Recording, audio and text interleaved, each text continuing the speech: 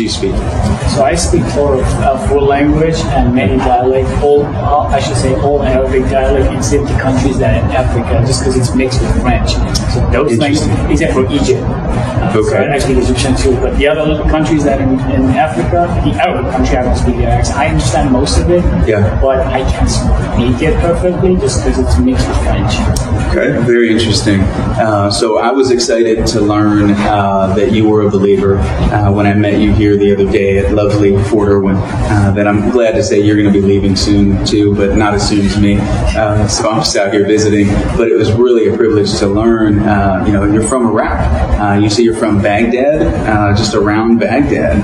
And so for me, as a guy from Ohio, that I believe in a risen Savior that rose in Israel 2,000 years ago, we talk about the gospel going around the world. That doesn't mean you get to see it so much as someone from Iraq all the time. And I was just very encouraged to hear from you that you had a Baptist faith even, which is the best kind of Christian that exists, the most Christians. Of course, I say that somewhat jokingly, but not really. But it's just been really cool to hear from you and be encouraged. So tell me again, or tell us again, just where exactly in the world you're from. Where were you raised? So I was born in Iraq, in Baghdad, specifically in Iraq. Iraq is, as everyone is tracking, is a small country in the Middle East. It's a majority Islamic country. There's a small population of Christians, way smaller now after 2003. After all of these Christians, most of them got prosecuted by terrorist groups for their belief. So they got, most of them left Iraq. Most of them are here now in US or Canada, Australia. There's like less than a couple, maybe like 200,000 Christians left in Iraq right now.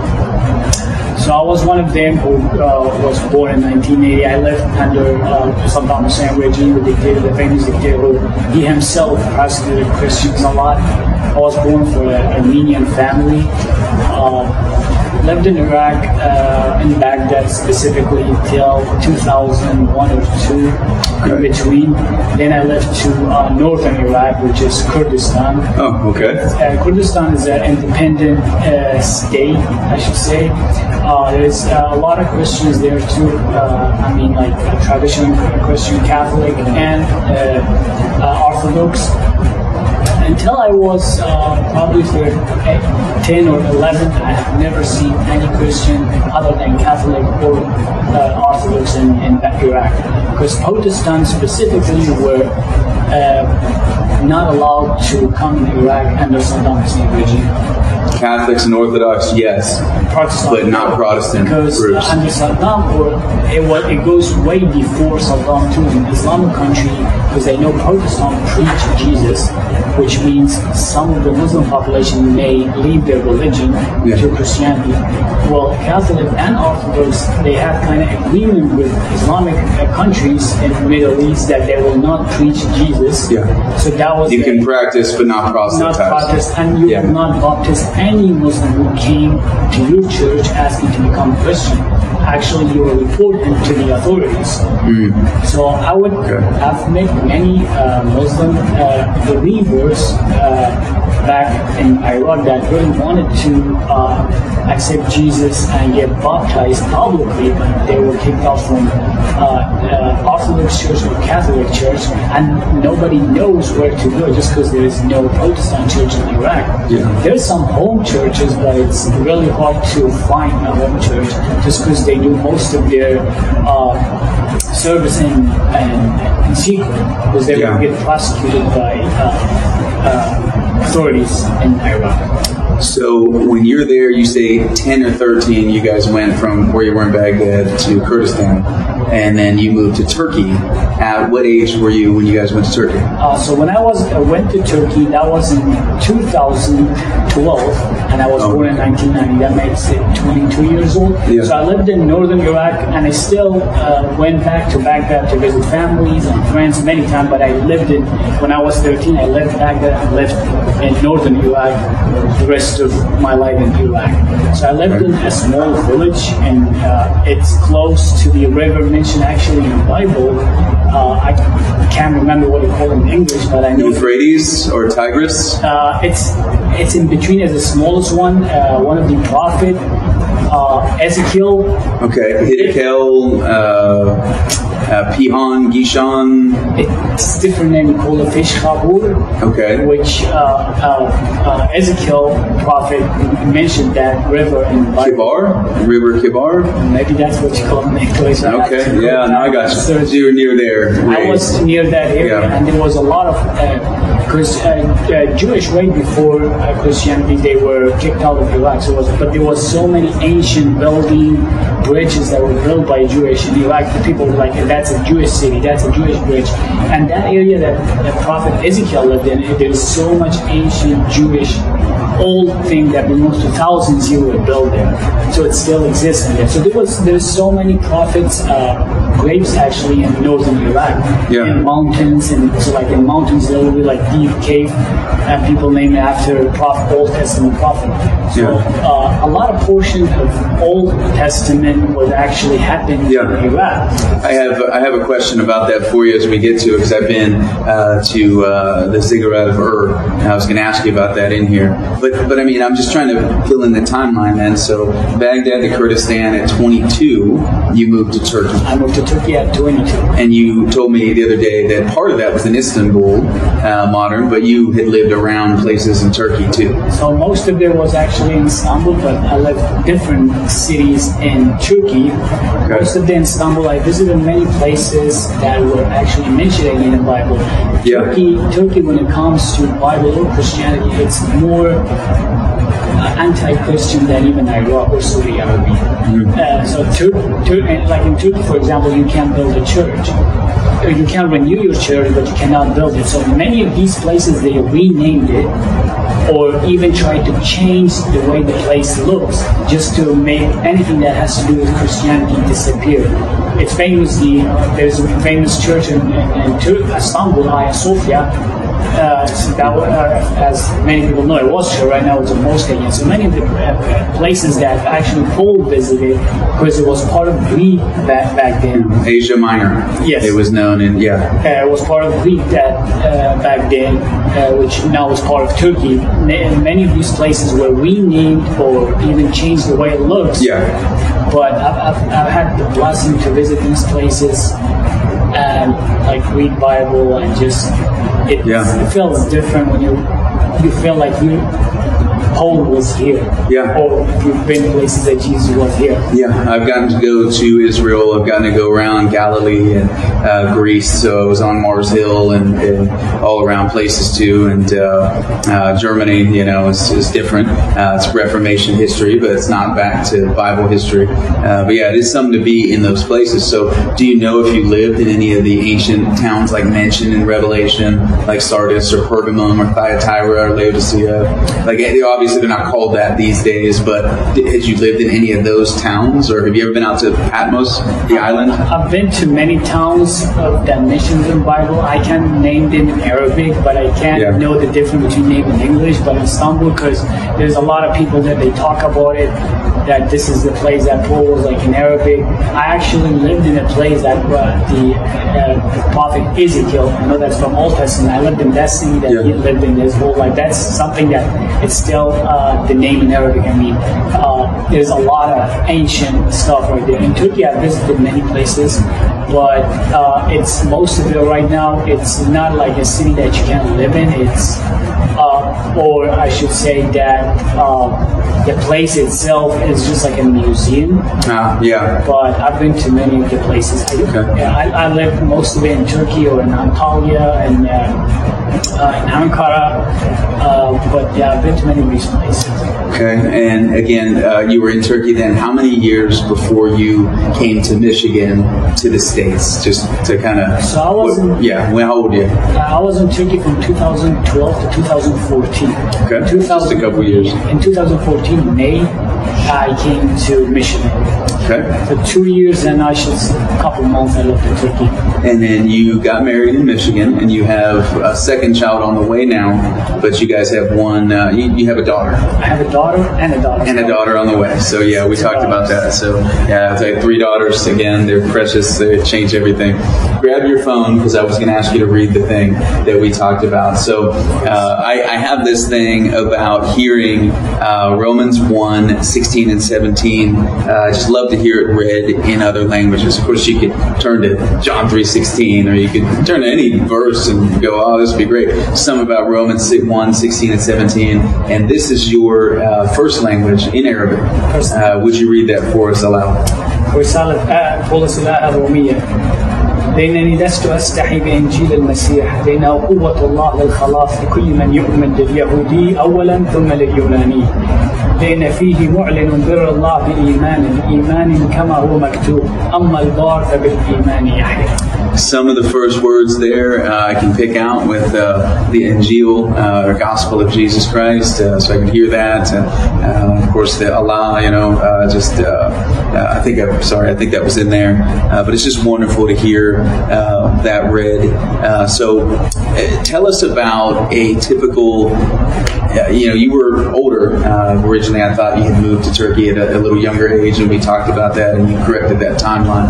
Tell us about a typical day where you're from, like on a Saturday. What did you guys do growing up? So when I was in Baghdad, I'll talk about Baghdad and then northern Iraq, and then Turkey. I was You're older guy. Yeah. Man science work. When I was in Baghdad, typical day, mostly especially because I lived under Saddam regime, which we didn't have any resource of. So in Iraq and Saddam, just to make it clear, anything European or American made was illegal in Iraq. Imagine anything was made, it says made in America or European country, was illegal. So for example, the first time I had chocolate, it was in 2003, it was given to me by a Marine. Okay. It was inside the name already, so chocolate bar, the one anyway. People eat chocolate in China, man. They didn't get nothing now. There's no chocolate. No, so under Saddam, like the genes, illegal. Yeah. Satellite TV, we had 2 channels. It was all speeches of Saddam. It's just like a small picture of North Korea right now. So as a kid and Saudi, I was spending most of the time at home, just because outside home was really dangerous for kids under Saddam, or even after Saddam, as the terrorist group came. In northern Iraq, it was more peaceful, free, and typical Saturday, just because we didn't have, and we didn't have no club, no stuff. So I'm 8 years old after school. Most of the time I was a shepherd too, so I would take care of my grandpa's sheep. I was a shepherd, would take care. Or we would go play soccer in the field, hang out with the kids, go like deep in the wood, get some kind of fruit that we have, wild fruit that we have in Middle East and Northern Iraq. Most of my time, I was really interested in school or learning other languages. So I studied the Old Arabic. I started studying the Old Arabic, and my dad was really helping me with that, because Arabic, just like any other language, the one we speak is not the one we write and read. Oh, is that right? Okay. Yeah, so most Arab people themselves do not understand the language, for example, the Quran. It's much older Arabic. Much older, much different. So we have similar thing in English. Like if I read 13th century English, it's very hard because the letters are different, the pronunciation, and there's a lot of new words. So I didn't make sense. The Arabic being locked into the 7th century, 6th century, that's going to be fixed. The Quranic Arabic. And then many times in Saudi too, we will have Armenian class teaching us the old Armenian language, which was basic word, and unfortunately they stopped that. I wanted to learn that just because I wanted to understand Bible deeply, but that was a typical Saturday for us. Yeah, so not much. It was different in the north. You would take the sheep. It was sheep. Sheep. Goats and sheep, mostly sheep, because people like them up. There's some biblical imagery there that, a guy like me, I've stood within 10 feet of a sheep like once, I mean, it's just, that's amazing to hear again. So it was a little different up north. There's more freedoms. There's more than down in Baghdad. Baghdad. It's more green. Northern Iraq looks like, because I live in Michigan, it looks like Michigan green. If you go up North Michigan, it's green, it's mountain. And I was shocked at that about in Afghanistan, down south. It's very brown and dead, but up north it looked like an Irish Spring commercial. It looked like Wisconsin, in the summer. Green. To South Iraq looks like forever, all desert.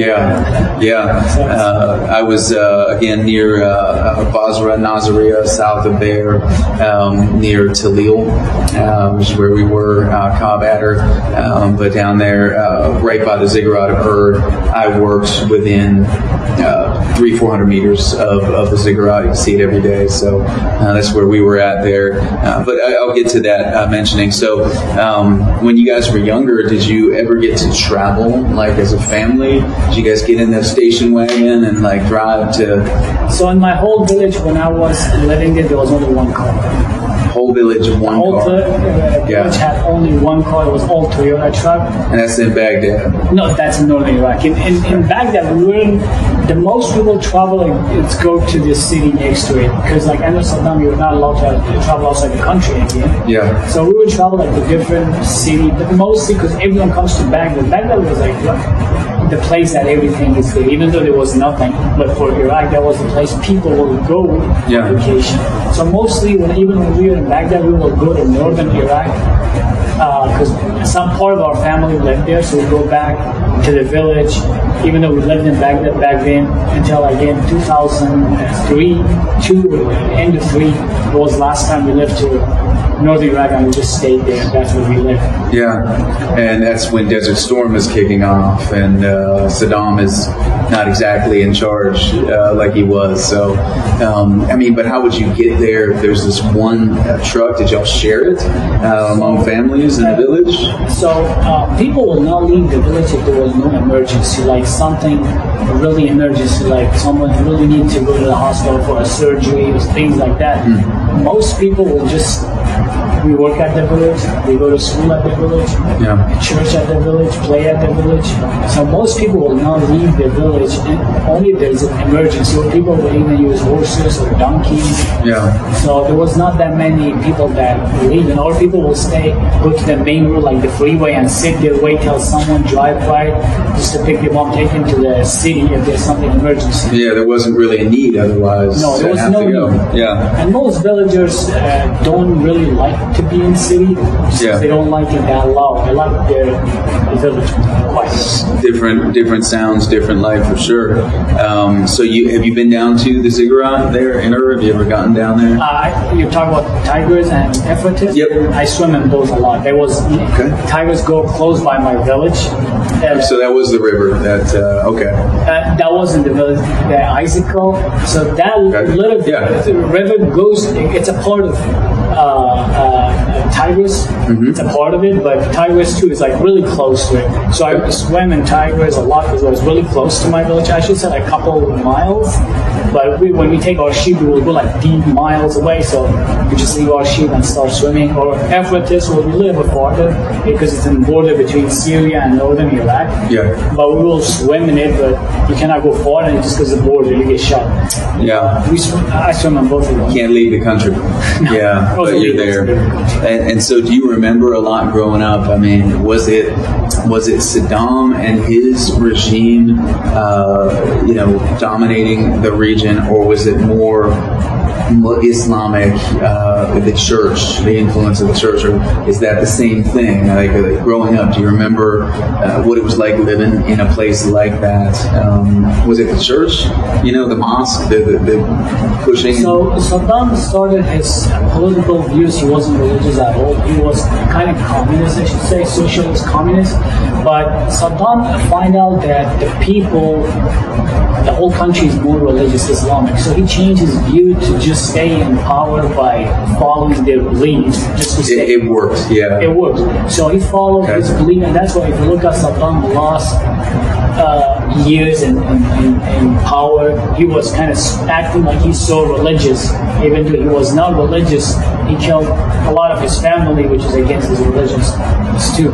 So we control our life as a country. Saddam control our life by forcing, because especially again, I say he wasn't against traditional churches. He actually gave them a lot of money, helped them, but with the condition that they don't preach and they don't accept anyone comes to become Christian. But it was really political. It was political. Okay, yeah. Inside the church itself, he gave so much power to traditional church that if anyone within the church itself start believing something other than what you guys preach, we will put him in prison for you. So people that, I remember when I was a kid, there was my dad talking about one of his friends that believed in Jesus. So we were shocked, like, what do you mean he believed in? We were Christian always, like, because as a traditional, you believe you're Christian, that's it, that's what you believe. And then he was in prison. I was like, well, we are all Christian. Why are we in prison? Why that guy in prison? Yeah. And then when I grew up, I remember that person, and I know that person went to jail not because of the church themselves gave him away. Yeah. They gave his name to authorities because this person is preaching something that we don't. They could use and leverage the power of the state. That this person is. So there is a term that they use, anti-Mary or Mary's hater. So if you preach Jesus in the way that Bible talk about Jesus, the first name they will use against you, Mary hater, just because they know people, when they hear the term, they will start not listening to it. He's a Mary hater. Just don't even talk to him. Mary is in the mother of Jesus. Exactly. Yeah. They use that as a weapon for anyone that try even to talk about Jesus. That no, they hate Mary. They don't believe we should worship Mary. And of course, if people ask you as a believer of Christ, yes, we're not supposed to worship Mary. But that will be the first thing people will be like, oh, these people are different than us. They don't believe in us. Okay. So the church used, I should say, satanic or demonic ways, using government to put these believers in prison instead of debating them whether they are right or wrong. So it was a lot of that traditional, but a lot of political. And it still exists in Iraq to this day. I mean, I got so many questions to look at with you. I mean, I could talk about that for the next 20 minutes, but it's really, you're talking about nominalism. People are by name. This is just what we are. And that gets mixed in with politics and just tradition. And it's very easy to see how those things would overlap. But where you were from, and again, your family heritage is Armenian. You're living in Iraq, which isn't the same place. So there was there a lot of talk where you're from in Iraq, where you grew up, about Abraham? Was there a lot of talk, just sort of like proud about, this is where he was from? I'm just really curious. He was from which is southern Iraq. Southern Iraq. Yes. That's how it should be. People be proud of the part of it. And most people, as I say again, that the Bible is not being preached in the churches. So they didn't know. People don't. Nowadays, some of them through social media, they learn these stuff. So imagine we're in 2020 and someone just find out Abraham was from Iraq. Okay. People get shocked. Where were we? Like, Abraham was in Iraq. He was Iraqi. He was Chaldean. Yeah. Chaldean. A lot of Bible happened in Iraq. So I was just reading the story of Esther, which is in Iran, in ancient Susa. I mean, even further to the east. Yeah, Jesus' culture is more Occidental or Oriental than Western. What traditional church uses or make people to be proud of, it's the holy fathers of the church who came after Christ himself. So many Christian tradition, they know everything. For example, I'll talk about Armenian. There is a famous. He was actually a warrior, not like a warrior for Christ. A warrior like a typical war leader. Yeah, he's really famous, and there's so many churches after his name that you could ask 8 years old Armenian in Iraq, they will tell you the whole story about him. Yet nobody will know even who is Paul if you ask him who's Paul. Okay. Nobody know anything about Peter. Nobody know, so church focuses on the people that is not important for your faith, it's important for your culture. So it's more focused on culture and tradition than the Bible itself. Okay. So that's the tactic they use.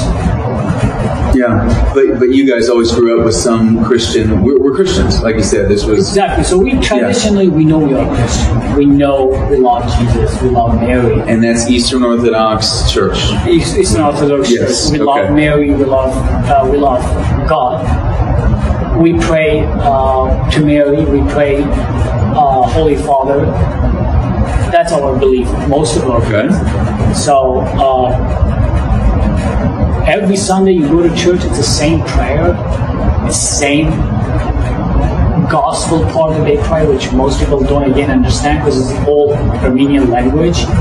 So people sit in the church, they listen, don't understand anything, but they've been told that it's not important if you understand. As long as God understands, that's it. That's the case. So the whole liturgy is in Armenian. It's in Old Armenian. Old Armenian. The people that are in there don't speak it. But they are taught to observe the Mass, or you call it the Eucharist, as well. So while I was a deacon in the church myself, which is it's a priest assistant.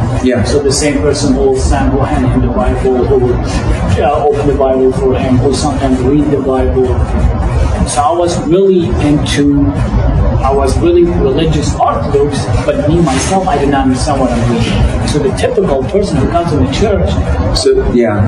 But I'm sorry to interrupt there, because we hear that with Roman Catholicism, and we hear that with the Latin very often. That it was the same thing. But you're saying as a deacon, they had it in the 8th century liturgy of Old Armenian, right? 8th century, is that right?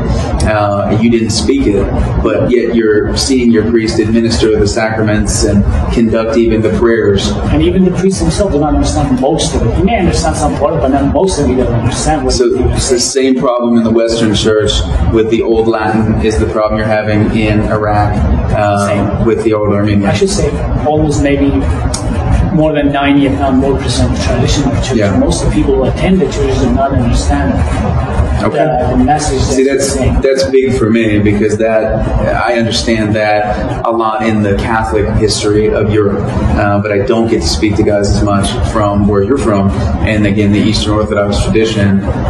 That just helps me understand a lot of where that confusion would come from, for sure. Language. So, because Armenia as a country, it was the first country who became Christian country. We took Christianity as a country in the 3rd century. Okay. It was the first country who take Christianity and make it the whole country. That was it's a historical thing. So I don't know what exactly. I think it was like in 700 when the kind of the conflict happened between the Eastern Church and the Western Church about who is Jesus, if he is fully human or fully God. Okay. So that was the fight in between them happened there, and they got divided. So after they got divided, most of them tried to bring as much followers as possible. It doesn't matter if they really believe in the whole church, they believe in the whole Bible, as long as we have more followers. And that's what the time that even the Western Church, the Catholic Church, started a lot of war to bring more followers, to kill people or they don't believe, which is totally against Jesus' message.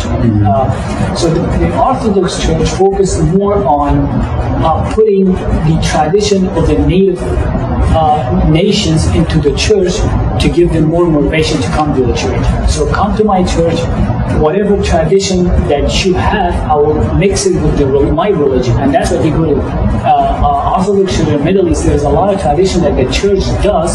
For example, when I was 8 years old, we had like a tradition. We set a fire outside the church on a Sunday, one of the Sundays a year, and we jump over it and wish, and God will make our wish come true. So I start thinking. I haven't read that in the Bible. I've never seen that in the Bible. So I found out after I did Bible that this is not in the Bible. Some tradition's been absorbed. A lot of tradition have been absorbed, and they make it part of religion. That's the problem. So if you do that as your nation, your people outside as a cultural, traditional thing, that's a different story. But when you mix it with the church, with the belief, then you are adding something to what Jesus said, never said, or one of the apostles.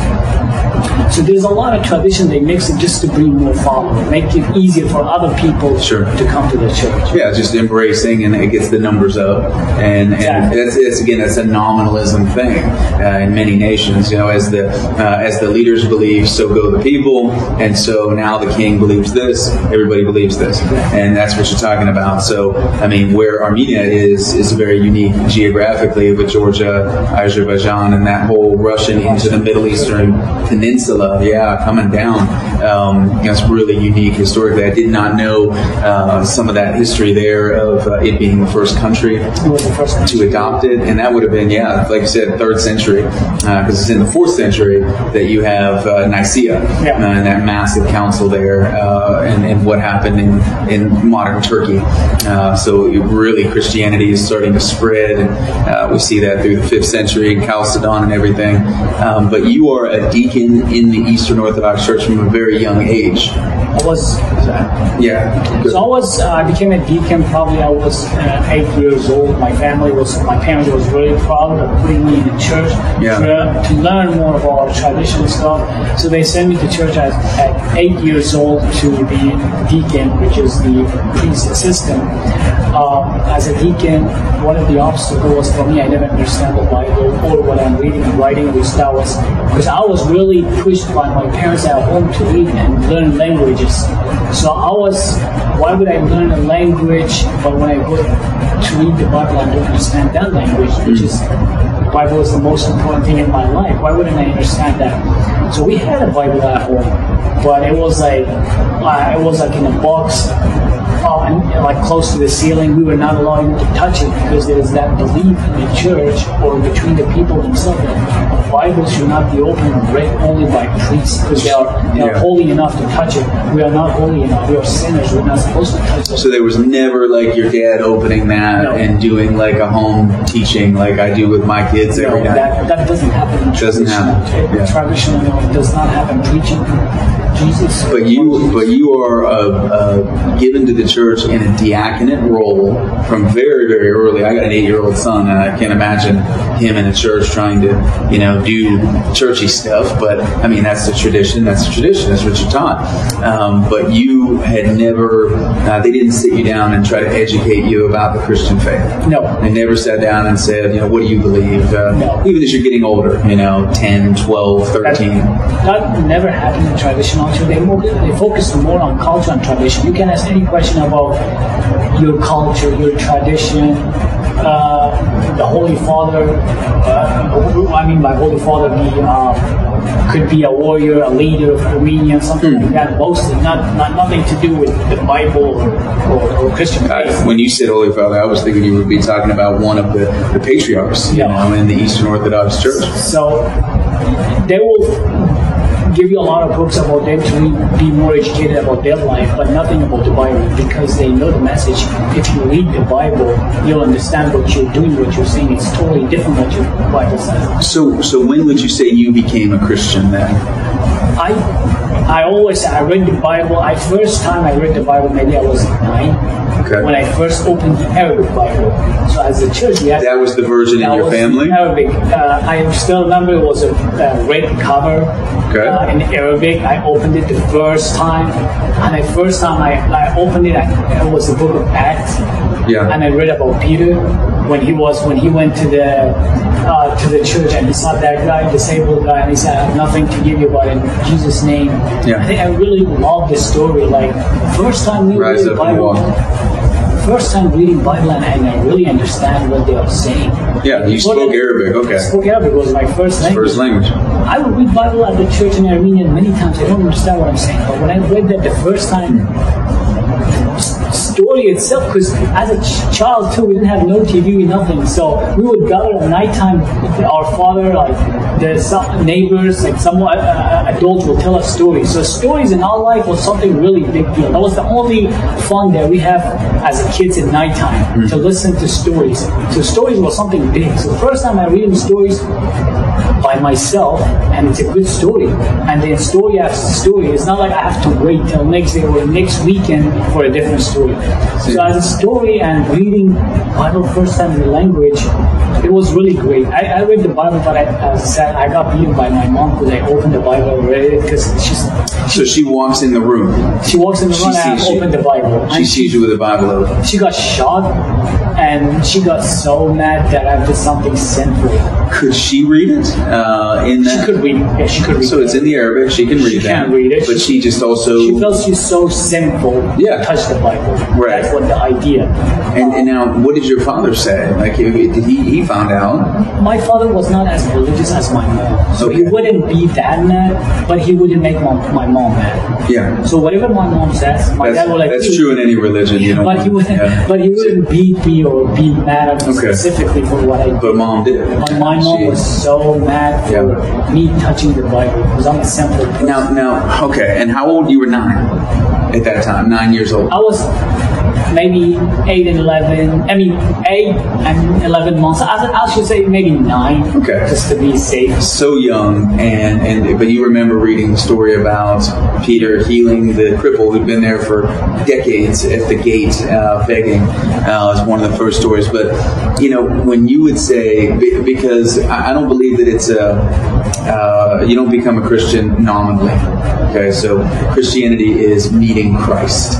It's being born again, which is one of my questions for here we'll get to.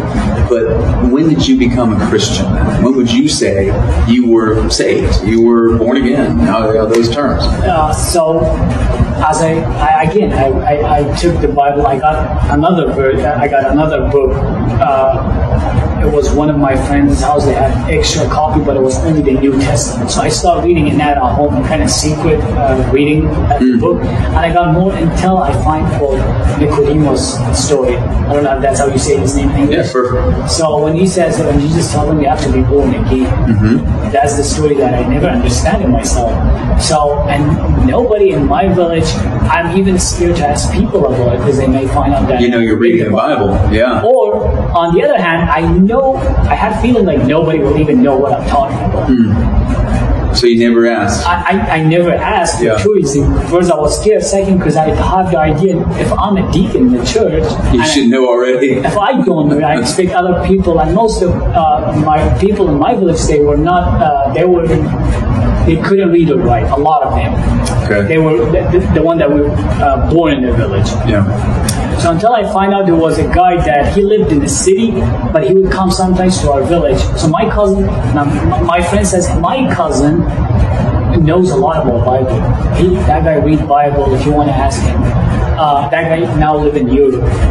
So I was like, when he comes back, I'm going to ask him. So over there, I asked him about the story. He said, he started talking to me about Jesus. That was... maybe I was 9.5. Okay, so it wasn't long after. Yeah, but he explained the story to me, and I read the Bible. I think the moment, I'm sure actually, not the moment I give my Christ, I read the Bible a lot. I stayed in the traditional church. There was time that I was like, no, I shouldn't read the Bible anymore because it's taking me away from my church and tradition. Until I was 15 years old, until I met that guy, the computer owner, the computer programming website. That's the guy that one of my friends introduced me. They said he has a job, maybe he can't find a job because you speak a little bit English. Yeah. He needs people that speak even barely English just to help him with teaching him in English. You want to learn Kurdish. Yeah. Because Northern Ireland they speak Kurdish. He wants to learn basic Kurdish. He's not looking for expert, just someone help him. So I met that guy. He was American Baptist himself too, American Korean American. This is in Kurdistan. That's in Kurdistan, in Duhok City. Kurdistan. Yeah. What city? Duhok. Duhok. Okay. Duhok City is it's in the border with Arbil, Hawler, Sulaimania, and Zabul. Okay. It's a big city. It's probably one of the biggest cities in northern Iraq. And you told me about this guy. So he's you're working with him, and he's just a faithful Christian guy. He's really great. That's the first time I met any American. And I didn't know he was a believer first, but I found in his company he had a Bible in English.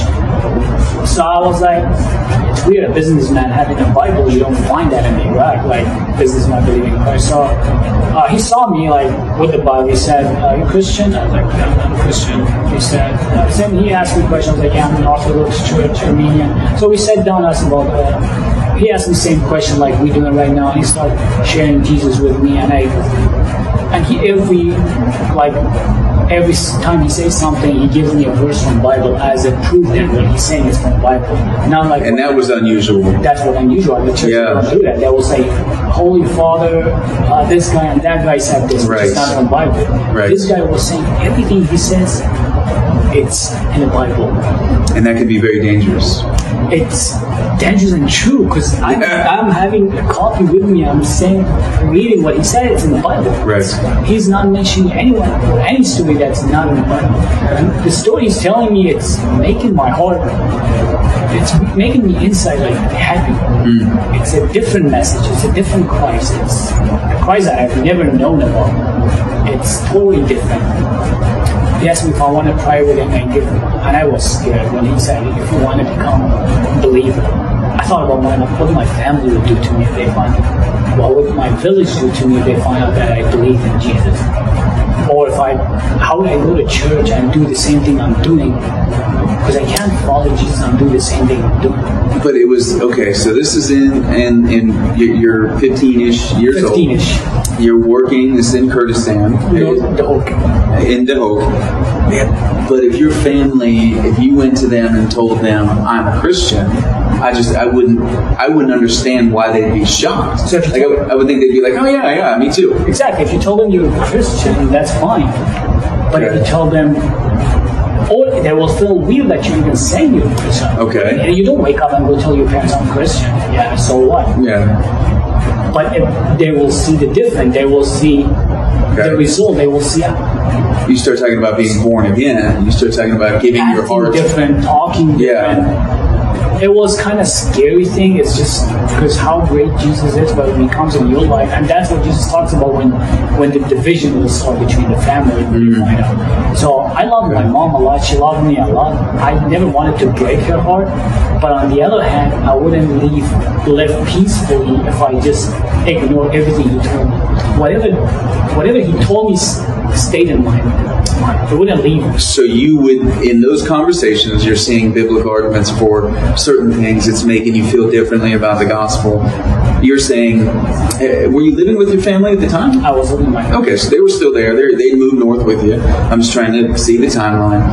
You just knew you couldn't go back to the Eastern Orthodox Church and continue the same tradition. No, yeah.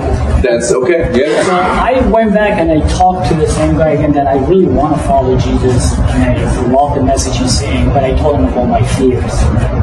And then he encouraged me. He said, Jesus himself says, "Be kind as a pigeon and wise as a snake." I don't know if I translate that right. It's very, you say, go ahead. That's perfect. That's perfect. So he said, maybe it's better if you stay in the church and try to preach what you learn to other people. Yeah. That was more scary. How would I go to the church and preach to people? What if the church finds out? Because our church has a lot of authority, political authority. They can just simply throw me in jail. I told him that's scary. He was like, Jesus, following Jesus, it's not easy. It's not going to make your life any easier. And yes, you may be prosecuted. You may even get killed. That's what you have to find out. You're picking between Jesus and the world, and that's why Jesus says they did not. Don't think the world will love you because they did not love me first. Yeah. So do not expect to be treated better than Jesus. But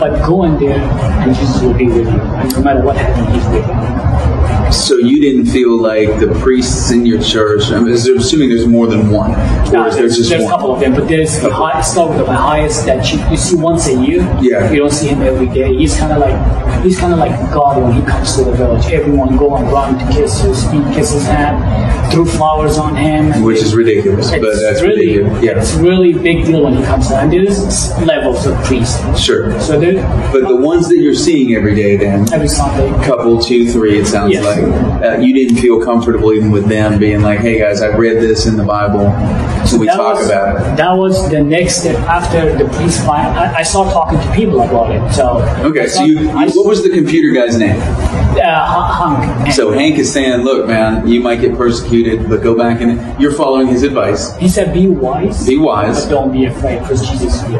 And so he's right there in town with you. He knows your parents. He's just an American. He doesn't know. He doesn't know my younger brother. Okay. He did not came to the village for one reason, because he came later, but not at that time. Yeah. After everyone find out that I'm believer. So, and what happened is after I shouldn't say even at that moment when I started talking to people myself, I did not give my life to Jesus yet. So I start talking to people, and then the priest find out that I've been talking to people about Bible themselves. So the priest, they had me in the office talking to me like, what are you teaching? They weren't happy with him. They weren't happy at all. So you didn't have a good relationship with The them. first questions they asked me, are you Protestant? They asked you, That was the okay. first question, because at that time there was a small talking or small preaching about Protestant in Iraq. So there was some people talking about there's some Protestant coming to Iraq. So people were talking about there's hater, there's Protestant coming to Iraq. So people were so afraid the traditionals that, so when people, they were always asking this question when you start talking or ask any question about the Bible. Oh, this person had heard something different. Oh, you're Protestant. So they will say in your face. I was like, no, I'm just Christian. So I was like, I'm not a Protestant, because I was a Protestant. Like, I didn't even know what's Protestant. Because that guy did not tell me he's Protestant, he's Bob. He said he believes in Jesus. So he came to me the same way I went to other people, step at the time, not just straight line. So after that, after a couple months, I talking to people. The church kicked me out of the church when they find out that I have a Bible and I'm teaching people the Bible. I got kicked out of the church. The village leaders came to me and they threatened me. They will kick me out of the village if they don't. If I don't stop talking to kids, talking to even adults, they will come to me sometimes asking me questions about these stuff. I was blessed that a lot of people believe. One of them was my younger brother. He was at that time maybe 12 years old, but he's still a believer to this day, and he's a great believer, like one of the great Christians you ever. Hopefully one day you'll meet. Yeah, be great. So a lot of people, it was kind of like a revolution in my village. It was the opposite thing. It was like out of control. Like right now, my village probably is the center of I should say, believers in Iraq. If you go to Iraq, the village is called Azruk Meri.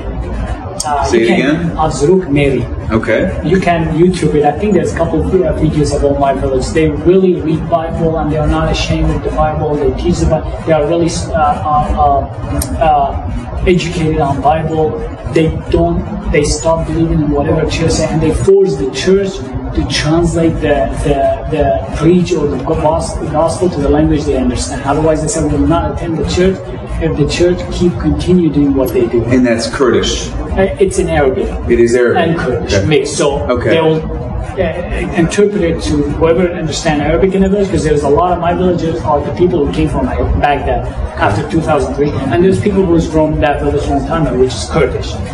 So, in 16 years old, I got baptized and I gave my life to Jesus in church's name was not with Hank.